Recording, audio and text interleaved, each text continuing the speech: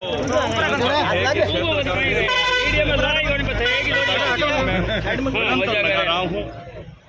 और मेरी विचारधारा सबसे बड़ी अटूट हमेशा मैं मीडिया के सामने बोलता रहा हूँ कि कूट कर जो मेरी विचारधारा क्यों सर के उस गरीब के प्रति, उस किसान के प्रति, मुझे चुनाव भी जनता ने लड़ाया अलग अलग राजनीतिक हालातों पर, और मैं अक्सर कहता आया हूँ खुले रूप से कि यह जो तानाशाही और राजनीति का जो गंदा वातावरण बना है, आरएलपी की विचारधाराओं से इस एरिया को जिस तरह से बदनाम किया जा रहा है पूरे राजस्थान में, और खासकर इस मारवाड़ के क्षेत्र में भाईचारा और सामाजिक ताना बाना पीटा है, टूटा है, बिखरा है, उन तमाम हालातों को चिंता लेते हुए मैंने फिर खींवसर की जनता की भावनाओं को देखते हुए आज माननीय मुख्यमंत्री भजनलाल शर्मा साहब, माननीय मदन जी राठौड़ साहब के बीच में हमारी क्षेत्र की तमाम बातों के बाद मैंने फैसला लिया।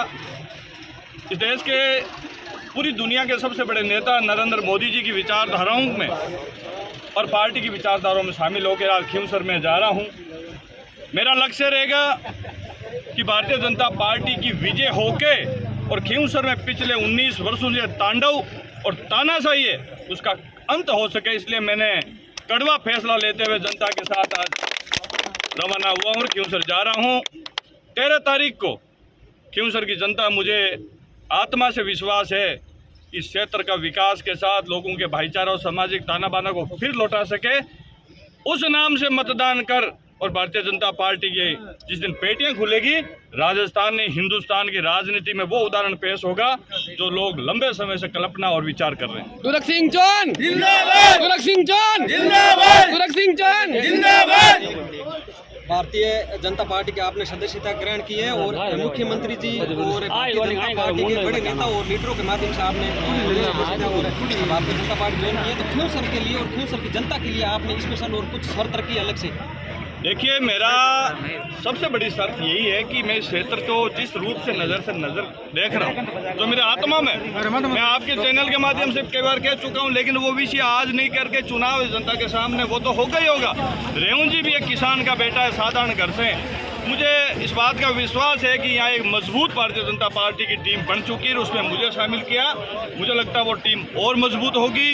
यहाँ के जो विकास के साथ साथ जो सामाजिक ताना बाना, भाईचारा और जो इस तरह के हालात पैदा हुए उनको भी हम ख़त्म करने में कामयाब होंगे, और क्षेत्र में सड़क, पानी, बिजली, चिकित्सा, तमाम लोगों के सरकारी योजनाओं का लाभ मिल सके, उस कड़ी के रूप में मैं शामिल होकर और जनता से अपील कर निकलूँगा।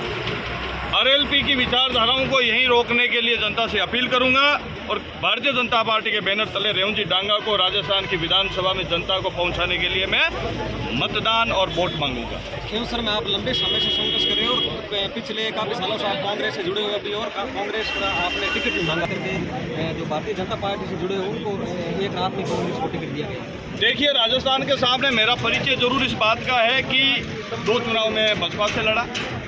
जब नरेंद्र मोदी जी देश के लिए प्रधानमंत्री प्रत्याशी के रूप में नामित हुए थे पार्टी की तरफ, तो मैंने विचारधाराओं में मेरा विचार बढ़ाया, मेरी टीम ने विचार बढ़ाया। 2014 के लोकसभा में CR चौधरी साहब यहाँ के प्रत्याशी थे, उम्मीदवार थे, और हमने भारतीय जनता पार्टी के अंदर विश्वास करते हुए बीजेपी का परचम ले है।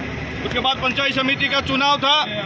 हमारे पार्टी के कुछ नेताओं को यह विश्वास है कि वो हार नहीं सकती आरएलपी, और कांग्रेस के तमाम नेताओं की हालात ये है कि उधर मुंह करने की हिम्मत नहीं करते, और भारतीय जनता पार्टी का प्रधान और उपप्रधान निर्विरोध जिताया, आरएलपी का यह सुपड़ा साफ हुआ।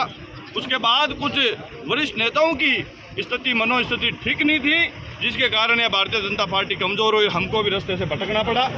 कांग्रेस का विषय आया, बिल्कुल मैं कांग्रेस से टिकट मांगा, मेरी टीम का खींवसर की जनता की इच्छा थी, लेकिन जब मैंने तमाम हालातों के बाद 2018, 2019, 2023 और 2024 के उपचुनाव में जो उनकी कुंठित मानसिकता, उनकी जो पक्षपाती सोच, उन तमाम हालातों के बाद मेरी टीम ने मुझे आदेशित किया कि इस परिवार से हमें निकल के राष्ट्रवादी सोच रखने वाली भारतीय जनता पार्टी के परिवार में जाना चाहिए।